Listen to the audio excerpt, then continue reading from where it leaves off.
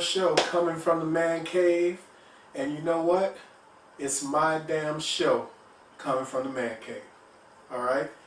Now, starting out, I'm going to probably do first several shows, first few interviews with my damn self, and then when I get a few of you sending in some of your videos, we'll get some of those posted up, and I'll make commentary on them, and then later on in the growth of the show, we'll be doing some Skype interviews and stuff.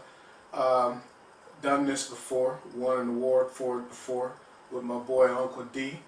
He was the host, I was the executive producer of the Uncle D Morning Show. He was doing his thing before I even got there. And then I came and helped him take it to the next level. And we wasn't really trying too hard. We thought we wasn't going to win, but we actually did win, and we beat out Oprah Winfrey, Steve Harvey, Michael Baisden for the best online talk show. So I don't know if I'll ever make those heights again, because Uncle D was a unique individual. But I got stuff to say, and I'm going to say it. So everybody got an opinion, and here's mine, and it's the only one that matters in my house, because it's my damn show coming from the man cave. So first, I just want to give a couple of shout outs here. I want to give a shout out to my dad, Skip. If you look over here in the Man Cave Studios where I got all the computers fired up, I got a little special something up here. And I haven't really dug into it that much, but it's my dad's Bible. And my mom blessed me with this. And he died a few years ago. So I started kind of peeking into it just for the first time a few days ago. And I've been finding some amazing stuff in here that he was studying. And he's mapped chapters out. And I think it's kind of like a sign, because some of it kind of applied to stuff that I'm doing right now. And so, you know, I'm going to let my dad kind of guide me through the rest of this journey here along with God's help.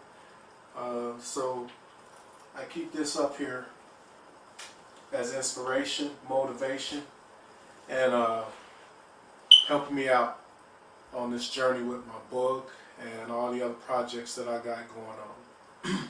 So that's the first shout out. I know that was kind of long, I'll speed it up a little bit. Give a shout out to my mom. She's been a really big fan of mine for a long time, even when I wasn't a fan of myself. And so she's been there to kind of support me, even though I was kind of acting the fool for a period of time. And Mom, I love you. I appreciate you doing that for me. You know, making sure that I stayed in your bosom and kept me as your son. You know, a lot of people would have walked away from some of the stuff that I was doing. I was really acting a nut. Shout out to my wife. I can't say enough great things about her. Known her for 25 years and been married for 24. And when she met me, like I said, I was a nut. And we're exact polar opposites. She changed me, y'all. You know, I credit the Marine Corps with some stuff and, you know, having kids with some stuff, but it's the love of that woman that kind of made me who I am today. So any success that I have or could potentially have in the future, it's going to be a direct result of me being married to Shannon Stewart. Beautiful woman. Next shout out is to my daughter Brianna. Breezy, you were kind of like the catalyst to all of this. I have been helping your big sister out for a while with her music stuff, and you know, I watched your talent, but I didn't want to push you. You know, you're a special individual, and I just didn't feel like, you know, pushing you was the right thing to do. I didn't think you could handle my push. You know, I pushed pretty hard. And at some point a while back, I saw your talent just kind of sitting there and you were struggling. And so I decided that it was time to give you a little bit of a push. And you quickly responded to that. You responded well with a nice little short story. I helped you to get published with Cricket Cottage Publishing. And that's my next shout out as well. And that gave me the inspiration to start trying to do more for myself as opposed to just for everybody else. So that inspired me to go ahead and start my own project, which I've been kind of sleeping on for a minute. I've been kind of dabbling, but same as you, I was struggling, and you motivated me by me helping to motivate you. So let's shout out to Brianna Stewart, author that's going to be doing some great things her own self. Next shout out is to Cricket Cottage Publishing and Andrew Robinson. He's not my publisher. Got to do my own thing, dog. But he is a partner of mine. My novel Tarnished, and if you'll see, I got business cards up here. That's Tarnished. Got a big banner on the wall. Books about to be released. There's pre-orders going on right now as we speak. March 1st is the release date, and I have a free book giveaway campaign going on. And so I just, you know, want to give him a shout out, because when I started talking to him about my project, he was really enthused. I got him involved with another project of mine, a comic book, and he edited my novel for me and taught me some things too. You know, I learned from every experience, and he kind of guided me in how to become a better writer. You know, I fancy myself a pretty good writer, and he didn't have to change much, but he helped me find my voice. So Andrew Robinson, shout out to you, dog, and hopefully this book is a success so that the TV show, the TV pilot that we worked on together as partners, I'm saying it right here, right now, me and Andrew Robinson are partners on the Tarnished TV show. The pilot has been written by both of us, and we've mapped out some future episodes, so hopefully it gets picked up. So let's shout out to Andrew. And then my last shout out, and last but certainly not least, and if I leave anybody off of this list, it's not because you're not important, but these are the people who are ushering me on to the next level right now. And a shout out to my man Jerry Doby. I've known you since my daughter, my oldest daughter, was 14 or 15 years old. And you, dog, taught me everything about dealing with media and writing press releases and all that kind of stuff. So, man, you know, since I met you, I've written some of my own releases, written articles, and gotten rave reviews on them. Getting editorial scores 5 out of 5 on PR Web when I submit press releases. So, you know, I'm excited to still be of an acquaintance of you and for you to be my friend above everything else, and also my publicist now. You know, I never hired you before. I've always tried to set other people up with your services, and you know, we weren't able to get Ariana through on that next level. But, you know, I decided just recently it's my turn. You know, it's my turn, man, and so you see what the work I'm doing, and so, you know, I'm gonna do the rest of it with you, man. No matter how big this thing gets, and I'm saying that now because I know it's gonna get big. I feel it in my heart, right there, man.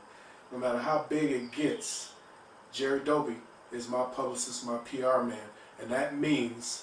And I'm not just saying this, he just told me this because this was a shock to me too. But that means that the Hype Media Group, which is the media group for The Hype magazine, the #1 digital online urban magazine, which is going print soon, is my media team. I'm really stoked about that, Jerry.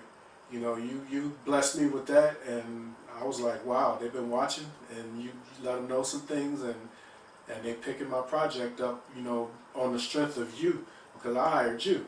And so, you know, that puts me in with the major players that y'all been messing with. So I got some big shoes to fill, but I definitely know that I can fill them. So we're gonna do this, man. Starting out the show with 9 minutes of acknowledgments, almost 10 minutes. That's the only time that's gonna happen, y'all. So let's get down to it. Now, I'm a big fan of Trivial Pursuit. So I know this ain't no damn Trivial Pursuit, but what I'm gonna do is I got a couple of categories that I'm gonna go into, and I'm gonna try to do this for every show. And we're gonna basically just hit each one of those categories just like a game of Trivial Pursuit and end it with the wild card category. So first category, I'm going to hit you with something about politics. We're going to talk a little bit about entertainment, then relationships, some business stuff, and then a wild card. And the wild card is going to be, since I'm sitting here, I'm facing this direction, my big flat screen TV is right over there. Right over there. Y'all can't see it, but I can. And then I got my computers up here. So on the wild card tip, I'm either going to just turn to the TV and see what's on the news, because I always have the news on the TV somewhere in this house. And I'll see what's on the news right at that given moment. And if it's interesting, we're going to use that as a wild card. If not, we're just going to go to YouTube and pick out whatever YouTube is saying is popular, let it play for a minute, and I'll give you some of my specialized Man King commentary on what the hell is happening on YouTube. Alright, so let's start the show. Okay, we're going to start this thing out talking about politics. I know it ain't everybody's favorite cup of tea, but in this day and age, I can guarantee you that you better be listening to what somebody is saying about politics, because it's going to affect you somewhere down the line. Now, you may be young right now and not really caring about all that stuff, but it's going to hit you, and it may hit you in the pocketbook, it may hit you in home, may hit you in finances, some kind of way, but if you ain't paying attention, it's going to hit you, and it's going to hit you hard. So I'm going to talk to you first on this first show about Obamacare. Now, I know a lot of y'all out there are a little pissed that the name is Obamacare for one reason or another. Some of the conservatives are pissed that it's Obamacare because of the man's name. And some of the liberals are pissed about it being called Obamacare because they think it's disrespectful, because the real name is called the Affordable Care Act. Well, he embraced the name itself, so all y'all get up off your high horses and get with the damn program. It's Obamacare. That's what we call it here in the damn man cave. That's what it is. No political reason whatsoever. It's just an accepted name. Obamacare. Now, with that being said, let me tell you about me. I am an independent voter, and I lean conservative. I'm not a conservative, although you may see a lot of posts on Facebook and different stuff that I do that tends to lean towards that way. I am independent, and I look at issues. So I have voted Democrat, I've voted Republican, and I've chosen not to vote at all sometimes. Now, Obamacare is a big mess. I don't care what you say about it, because we're in the man cave right now. It's a big mess. Now, there are going to be some stories of good stuff that it does, and there's going to be stories of bad stuff that it does. But I'm on the front lines of it. I'm a registered nurse. I work in the hospitals. I work around doctors. I work with you, families, and I see how Obamacare is affecting it on the front lines without all the media hype attached to it. Also, I'm a participant, so I get first-hand account all the way around. I started out in the PCIP program. I was very excited, although I kind of put it out there that Obamacare was not going to be a good thing from the very beginning. I was excited because this program was out there, and I was going to get health insurance. My wife and my daughter had health insurance, but I couldn't get it because Blue Cross Blue Shield denied me. Now, I hadn't been to a doctor for a pre-existing condition, but I've been treating myself. I went to Mexico, got some diuretics, and because I have a family history of blood pressure, and my real father had a stroke, and so I want to make sure I avoid all that kind of stuff. You know, I try to diet and exercise and stay healthy that way. But I was treating myself with diuretics and exercise. And so when we went to sign up for Blue Cross Blue Shield, everybody got picked up. My daughter hadn't got diagnosed with her diabetes at that time.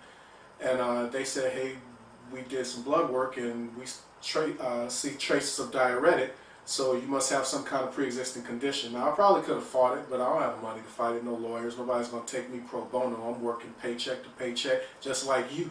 So they denied me. So when PCIP, which is the pre-existing insurance plan, came on, I signed up. And I was excited because I had insurance. I was paying $200 and something a month, and they were paying $260 between the two of them, my wife and daughter, for their insurance. And it's great insurance that they have. And then mine, nobody knew about it. I'll go to doctors and they're like, we don't know what that is. But they would make a call or do some stuff, and they accepted me as a patient because they told them I had a $25 copay. So I was like, cool, I got to see doctors for the first time because I just really didn't go to doctors. And started getting treated with blood pressure medicine and stuff like that. And then a few months into the program, I find out that that shit is broke. Google it. You don't have to take the Man Cave's opinion as fact. Anything I say here, I have researched myself, and I've researched both sides of it. I've looked at what the crazy people had to say on both sides, the liberals and the conservatives, and I find myself somewhere in the middle finding the truth all the time. So yeah, pre-existing condition plan was broke before it was 6 months old, and they kept refunding it or whatever the hell Congress does in this day and age, but it was broke. They wouldn't sign nobody else up for it, so I lucked out getting onto it. Got on that pre-existing condition plan. And then as Obamacare started to roll on and we started hearing about all this stuff that you hear about in the news, I won't regurgitate all of that because you can do that for yourself. You can lean one way or the other. I really don't care. My opinion is what counts right here in the Man Cave. And I started seeing signs that it was not going to be good for your boy. Now, my wife and daughter, they were looking cool for a minute. But me, I went to my doctor after I had a back injury, and he's like, hey, you know, I got the best one up here in 5 miles away up in Wesley Chapel from where you live. And he's down in Tampa. And it's all the Tampa metro area. And he's like, I want you to go to that doctor and I want you to go to this neurologist. And we're all in the same network, so it should be okay. So I called to make the appointment with those doctors. And this is my first-hand account of a doctor saying they're not going to play with Obamacare. And both offices promptly told me that, no, we don't accept that insurance. If you're going to be a self-pay patient, we can see you. But we do not accept that insurance. So forget all this nonsense about if you like your doctor, you can keep your doctor. If you like your insurance, you can keep your insurance. All that's a moot point. Y'all are in the wrong damn argument. Man Cave is here to tell you, if your damn doctor don't want you, it don't matter what the hell Obama say. If your doctor don't want you, then you don't have a doctor. If your hospital don't want to play with Obamacare, then you got to go 50 miles away to the next hospital that might play with Obamacare. That's happening right now, folks. So you don't have to listen to me. Google it your own self. Look at all the issues. Obamacare is a big ass mess. And then the next thing that happened is my wife and daughter's insurance got canceled. Yes, we got a cancellation letter, just like everybody else. That shit blew me. I was like, what the hell? This is real? So being a nurse, me and my wife, we know how to navigate the system a little bit, and we have some contacts in the media, courtesy of me working in the music industry and different stuff that I've been doing. And I threatened these mofos and told them, look, I will put you on blast so quickly if we can't get my wife and daughter's insurance back. My daughter is a newly diagnosed diabetic. And they said, well, you can go look at the marketplace, blah, blah, blah, all this other stuff. Marketplace insurance that was equivalent to ours was 3 times as much as what we're paying right now. So we're paying $260. They were like trying to charge us almost $800 for this other plan, and it had a higher deductible and everything. So I was like, no, that ain't gonna wash, because they're saying that we would have to go through underwriting again because my daughter is diabetic and she's newly diagnosed, but she already had insurance, and under Obamacare, we're not supposed to be denied because of pre-existing conditions. But guess what? It hadn't come into effect yet. It wasn't 2014, and they were telling us we had to rewrite. So we went toe-to-toe, and your boy won out. They reinstated the insurance. Now, my young Padawan, she has gone ahead and left the nest and decided to sign up for Obamacare, and I wish her luck with that, because I don't think it's going to work out well.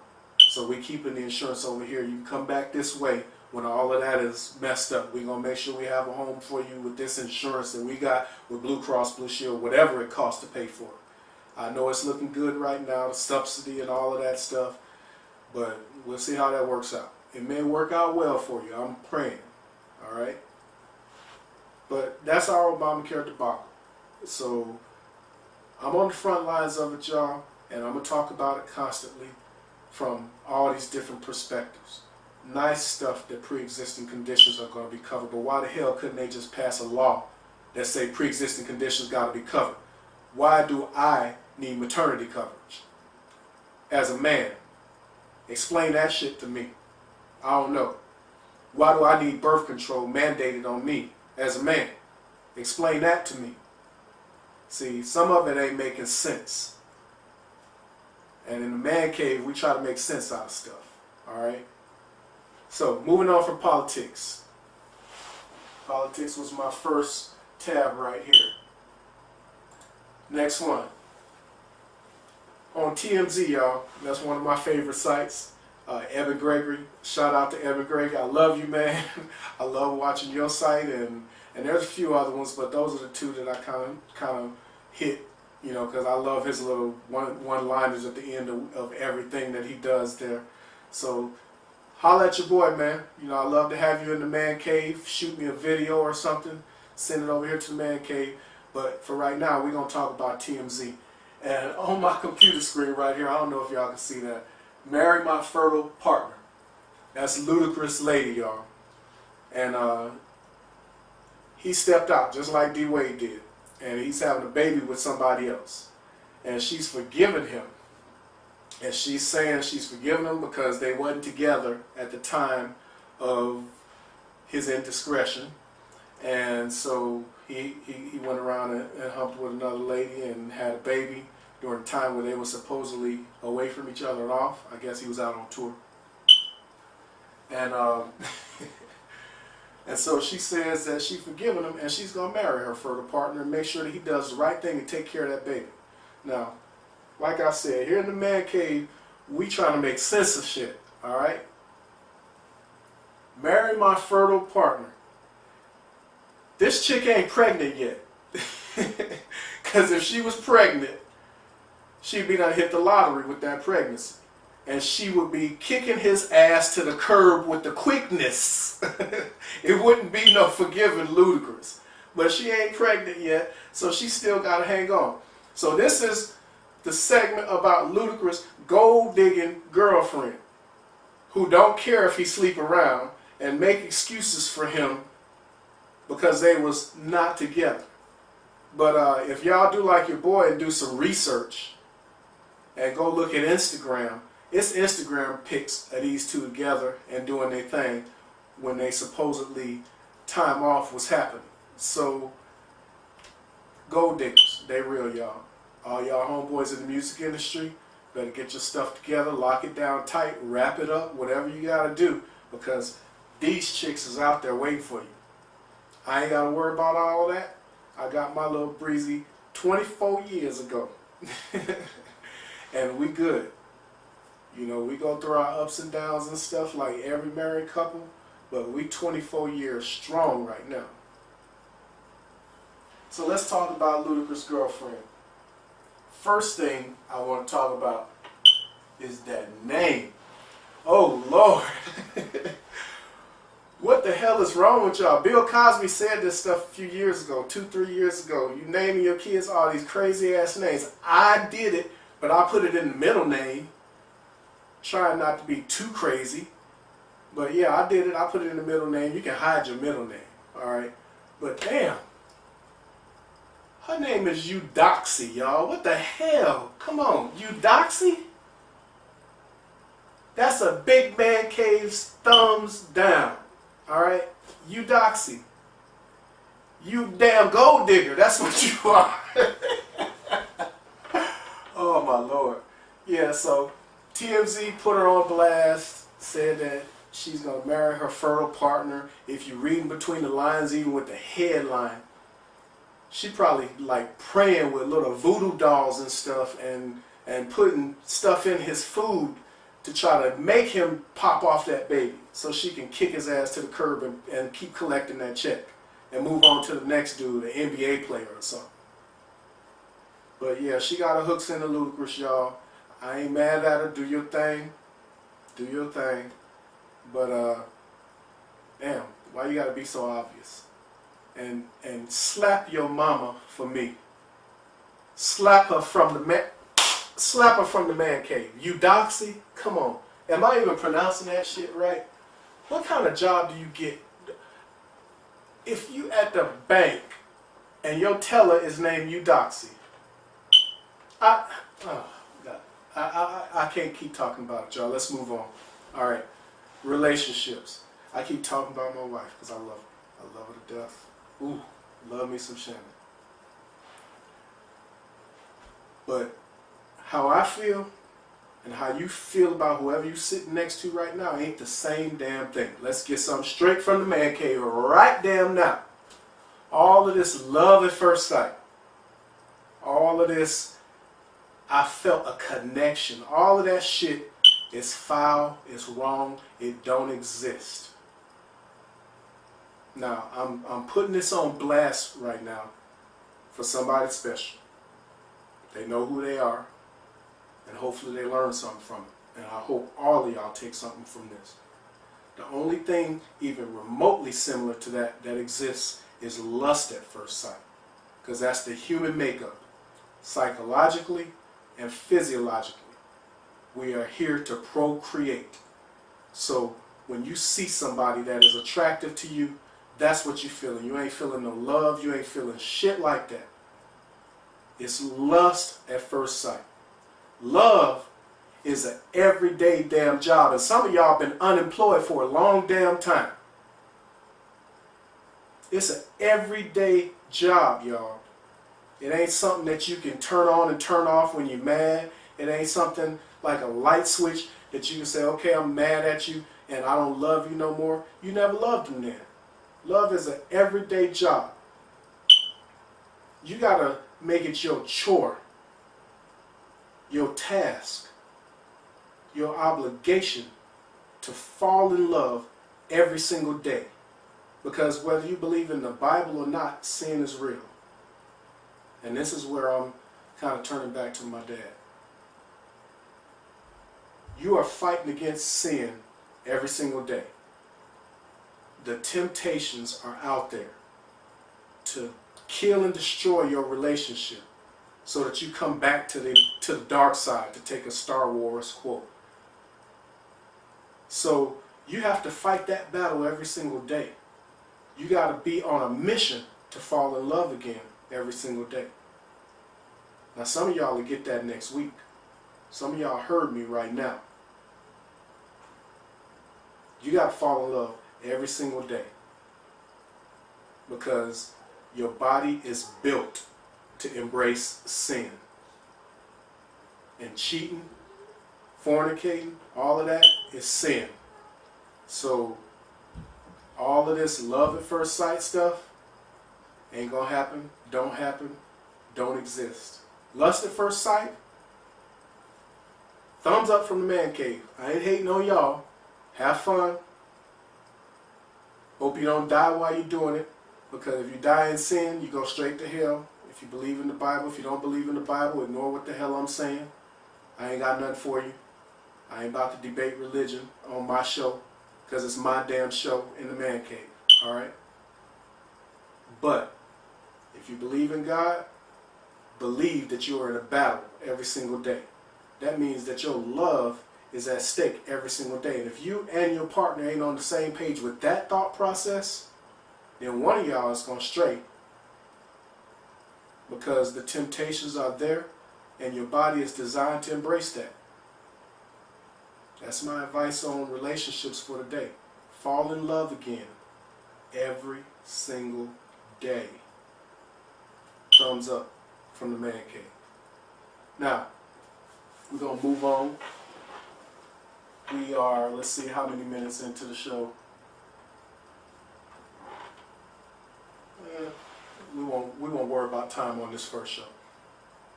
Next tab I had here that we're going to talk about is some business stuff. Now, I have a independent record label and publishing company.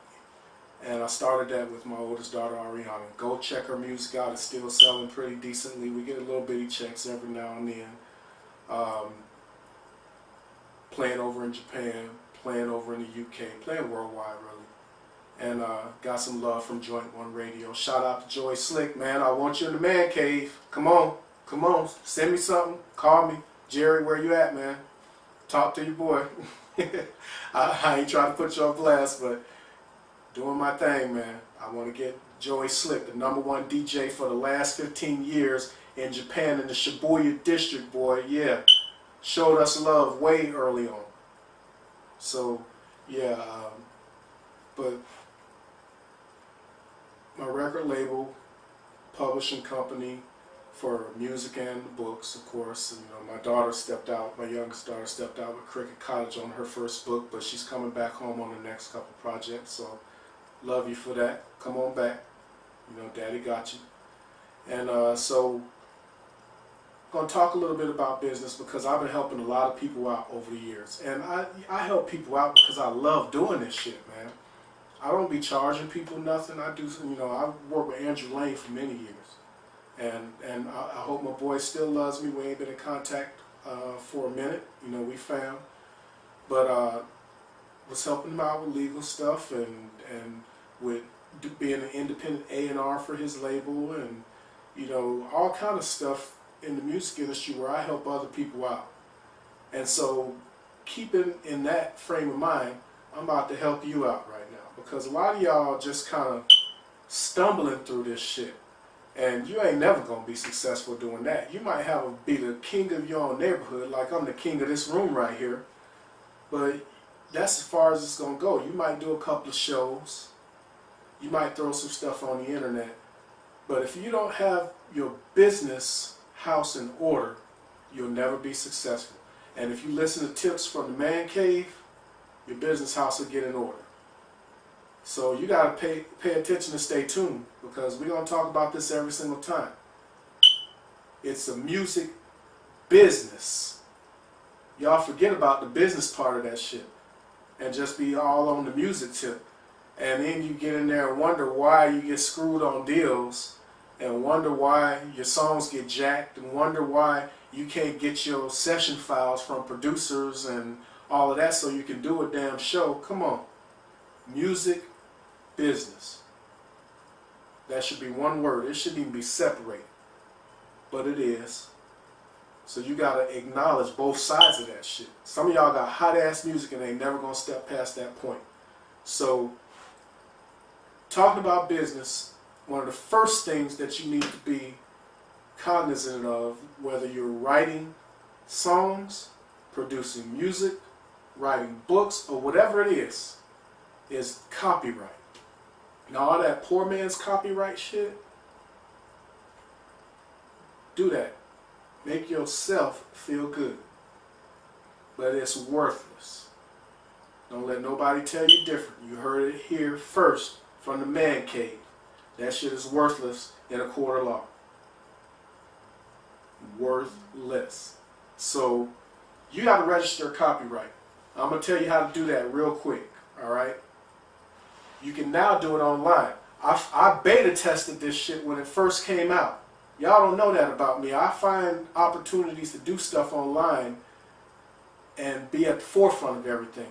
I've been electronically registering copyrights for a very long time before it even came online.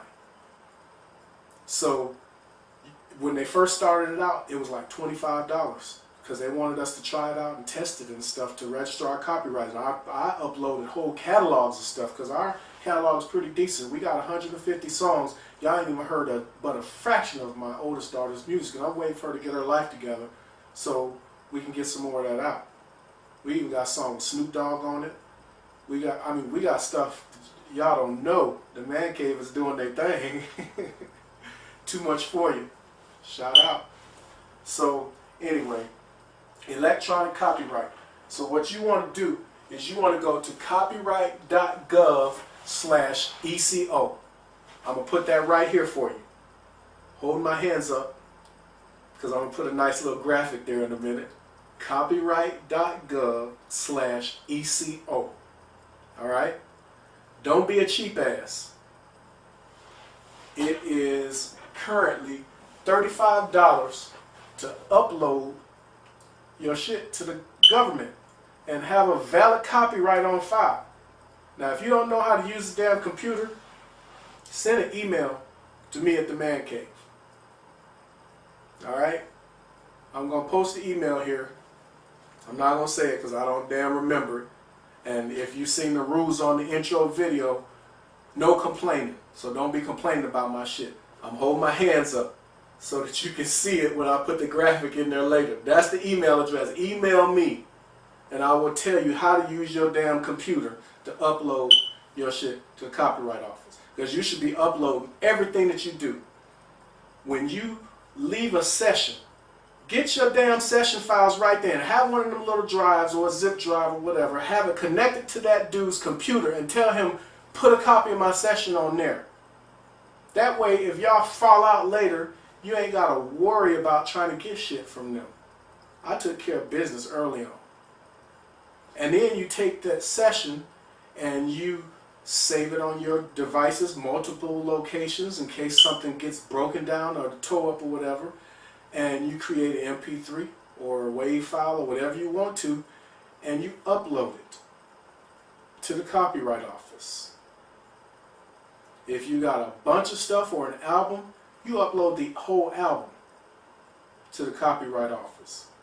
If you have a book, you upload the book. You can upload a script. I've done all of that. I got movie scripts that I have uploaded. I registered them with the Writers Guild too. I have TV pilot that I have uploaded. I have music files. And each time I pay $35. Initially, with our whole catalog, I just uploaded the catalog and have it listed as a catalog. And then if we need to pull out an individual song to license it to somebody, which we have done, shout out to the Tia and Tamara show. If y'all don't know, we posted about it. I ain't going to go into it right now. But like I said, Too Much For You does its thing. We operate in silent, like freaking high blood pressure. We out there and we doing our thing and you don't even know. So yeah, shout out to the Tia and Tamara show for showing us love. I know they have moved on now. Third season was the last season, but that's when we got on. We could have got on earlier if my daughter had her stuff together, and I keep putting her on blast. Hopefully she get her thing together and we get to move forward. But until then, you know, I got to teach lessons to folks because that's what's in me, to pass on this knowledge to y'all from the Man Cave. So go to the Copyright Office, copyright.gov. Don't try to Google that shit because there's lots of fraud stuff out there, people that's going to try to charge you, everything like that. And if you don't know what you're doing, you're going to click on some link and end up trying to pay somebody, and you don't need to pay nobody but the damn government. Nobody but them. So the website, again, is www. There go the hands. .copyright.gov/ECO. Alright? Put put your business house in order, and that's one of the first things you should ever do as a creator. And that's what we are here in the Man Cave. That's what I am, the host. I'm a creator. I write, I sing, I produce. I ain't no producer, but I vocal produce, and I create. It's in my blood. It's in my kids' blood. So, as a creator, you should be protecting your creations. Register. $35 for a catalog. One catalog, $35. Same thing as one song. So if you want to register all your stuff all at once, as a catalog, do that. But just remember, if you need to license something, you have to pull it out and re-register just that one item so that there's a record that you can keep track of. Alright? Because you can't license that whole catalog unless you get that kind of deal now. But God bless you if you do. Alright? So now, here we are. Fun part of the show. Wild card. And I got the TV on right now, like I said. And I'm looking up, and ain't nothing on headline news. So that's like really ticking me off because they got some cooking dudes on. I don't know what that's all about. So I'm just going to go one channel down. CNN got a commercial, so it's on to YouTube. Alright, I'm going to hit refresh so y'all know that at the Man Cave we keeping it fresh every single episode, and we're going to see what YouTube is talking about. Alright, does being cold make you sick? Okay, let me turn my volume on. We're going to see what they say. Now I know y'all didn't come here to hear all of this stuff, so we're just going to let maybe a minute play in the background, as long as my internet connection cooperates. And we're going to skip the damn ad, YouTube, alright? Nobody likes ads. We don't respond to that. Winter is coming, and we've all been told to put on a jacket outside or you'll catch a cold. Of course, the common response of today has become, don't be silly, being cold can't give you a cold.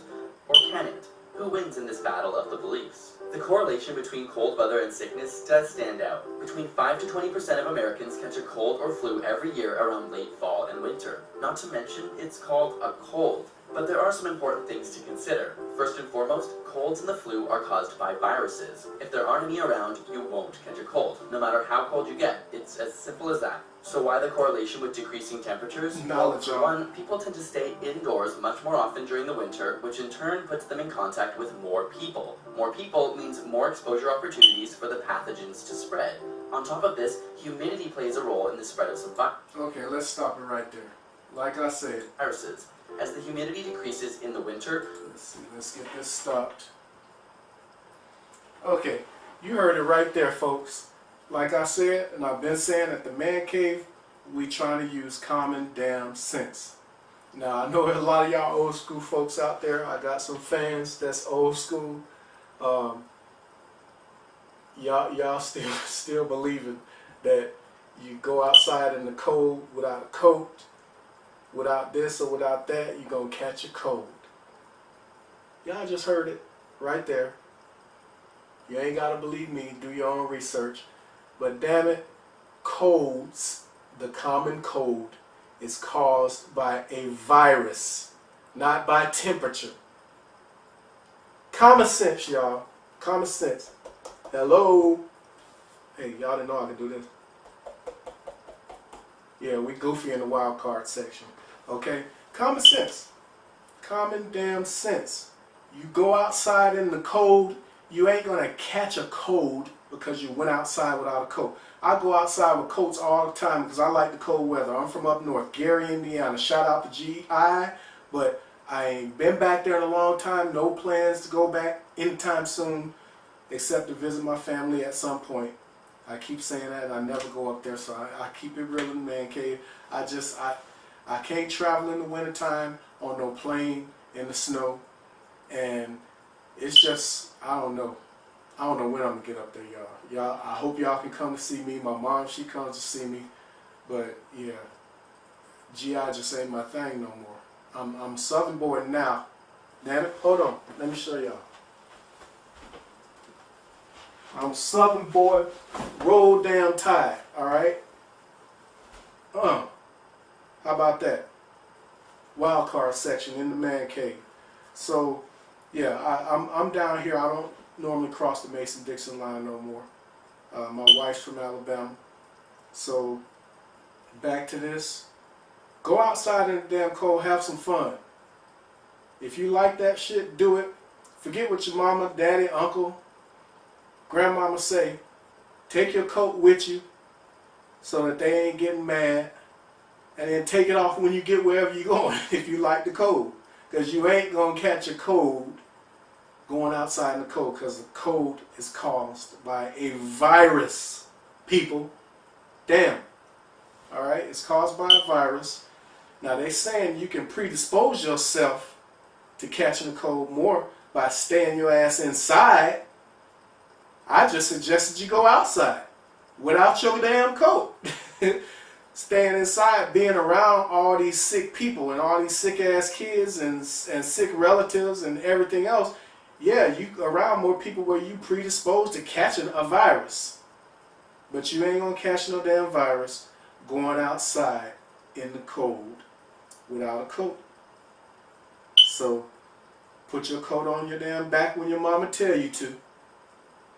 And just like y'all be sneaking out with your dresses and stuff you change your clothes into, this time you can do it without fear of getting sick.